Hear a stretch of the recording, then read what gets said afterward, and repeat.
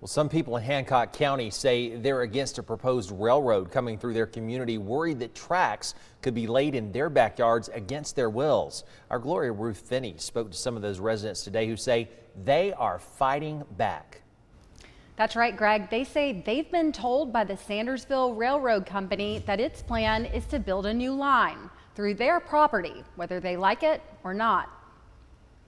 It goes across some property, see, all the way down to the ones that we're concerned about. Mark and Janet Smith live in Hancock County and say in April of 2022, they received a letter from the Sandersville Railroad Company stating it required part of their property for a new rail line to have train access to and from the local granite quarry. After a field survey done by the railroad, they were notified the railroad no longer had plans to go through their land. However, they say the railroad still plans to go through many of their neighbors. So together, they're speaking up, calling for the end of the line of railroad plans in Hancock County, and the opposition is building up steam. Kenneth Clayton has lived in his house since 1972. About a decade after he moved in, the granite quarry showed up. I was overseas when it came, man. To me, it sounds like outraged, really. You know, the constant banging and booming. When they start talking about the railroad track, I'm not ready to marry that. I'm already having a rough relationship with the quarry, but that railroad track would be a whole different. He says the Sandersville Railroad Company, owned by Ben Tarbutton, has been surveying land beside his house for a railway to access the quarry. This is what he says the railway told him. It's not going to be on your property, be 100 feet away. I'm like, my God,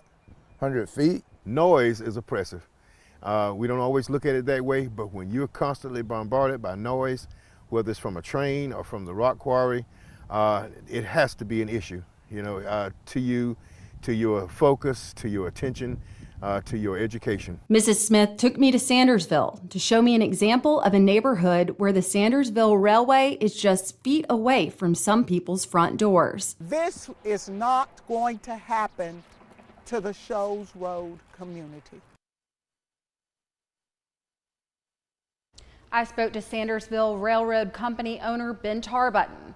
When I asked him about the legal rights a private railroad company has to use eminent domain to acquire property, he stopped the interview, referring me to his company website. Live in the studio, Gloria Ruth Finney, WGXA News.